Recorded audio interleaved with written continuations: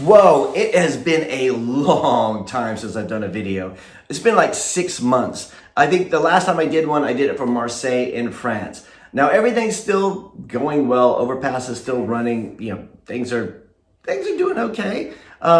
But technology is changing so quickly. So what I want to do today is kind of go through how I'm using AI now, which tools I'm using, the technology stacks that I'm using, and what I'm doing in terms of day-to-day development. This is Overpass Insights. My name is Eric, and I make apps.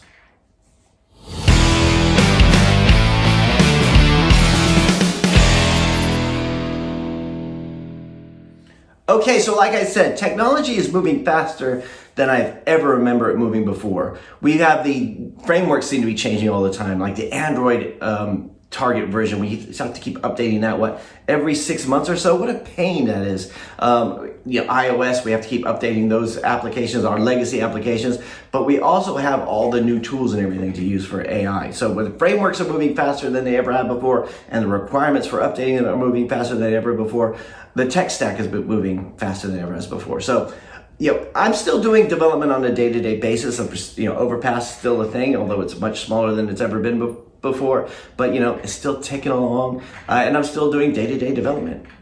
So what I wanted to do today was kind of share with you some of the tools that I'm using for day-to-day development. First, and you guys, if you want to include it in the comments what you're using, that would be awesome. Just, it's been such a long time since I talked with you guys, and I know, I know so many people are using so many different tools. I'm still doing a lot of, .NET MAUI work, what used to be Xamarin work. I'm doing a lot of Flutter work. I'm doing a lot of web stuff at the moment, just little things here and there, and just, and just updating some old projects. I still have some Solar 2D applications out there that I keep up to date. So here's what I'm using at the moment, and you let me know if there's something better. I'm still using the JetBrains suite. So I'm using JetBrains Rider for .NET development. I'm using JetBrains IntelliJ for Flutter development, or if I have to do any Android development. And the only reason I use that instead of Android Studio is because I pay for it. And I use WebStorm for any web stuff. And that's pretty much, I'm pretty much in that IDE. I still stick by the fact that, they seem to come out with a lot of new stuff, and the keyboard shortcuts are the same between all of them. And if you do coding on a day-to-day basis, you know how important that is. So that's that. But AI assistance, that's where everything is different now. Like, a lot of people seem to think that you could just give a project to AI and it will just write it for you. And sometimes it will, but a lot of the times it could be really bad.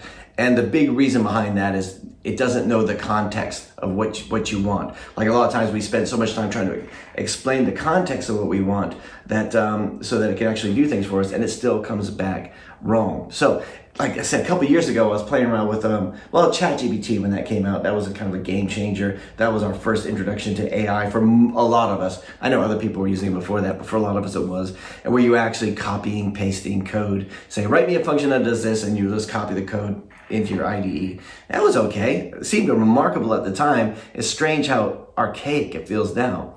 And then you have things like GitHub Copilot, which was actually doing stuff like, you could actually have it in your IDE. It could look at all the code. It could say, what does this function do? How can I improve it? All that kind of stuff. But it didn't really generate anything. Not so much. And then you had tools that come around like Cursor and Windsurf. Cursor was the first big one, which was like, wow, this is pretty awesome. And then Windsurf came along, and I think Windsurf could generate things a little bit better in the beginning, and they were a lot cheaper. So, so I still use Windsurf. I've tried to use other things. I tried to use Crew AI for some stuff. But Windsurf is a tool that I use all the time. I use it, the Windsurf IDE on a regular basis if I just need to touch some stuff up. If I need to bring it into JetBrains, that's one of the big selling points of Windsurf is they have plugins for the JetBrains tools, so you can just have that little Copilot there with you and just refer to it. I use it not as much since I discovered Claude Code. The next one I use, then we had other tools come along with the command line stuff, which is like, Claude Code, we got the Gemini CLI, and we have that one for OpenAI, which is too expensive for me to use, so I never use it. But Claude Code is such a game changer where it came out, it was like, oh yeah, this is really useful. It's almost like I want you to take this, take it away, have a think about it, and come back and report back to me. And sometimes it's wrong, sometimes it's right, but you know, it does it.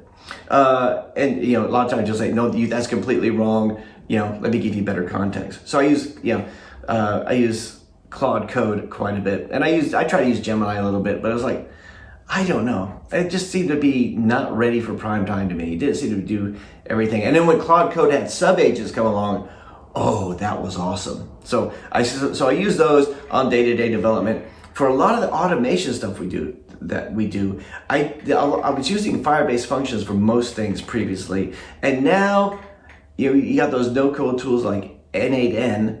I love that. I love N8N, just being able to set up a workflow and have that run in the background. Like I said, I was trying to use other tools before, and a lot of the stuff I had running in Firebase functions, I moved to N8N just because it was easier to tweak and change things.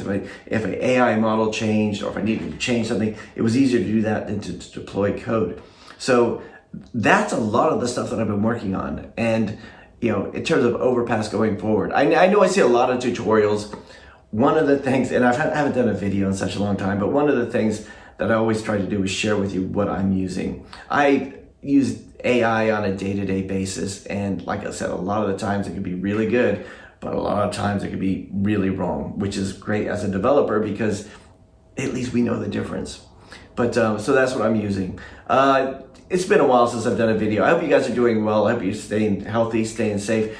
If you don't mind, leave me a comment. Let me know what you've been working on lately, because you know, what tools you're using, what tech stack. Because you know, as much as I still do a lot of mobile app development, in fact, I still do primarily mobile app development. A lot of the stuff I've been trying to do lately has been a lot more expanding beyond that. A lot of the work I've been doing lately has been AI automation stuff, because that seems to be a huge market going forward. But anyway, this is just a quick catch up. I hope you guys are doing well. Stay healthy, stay safe. That is it today, and I'll talk to you, I don't know, next time.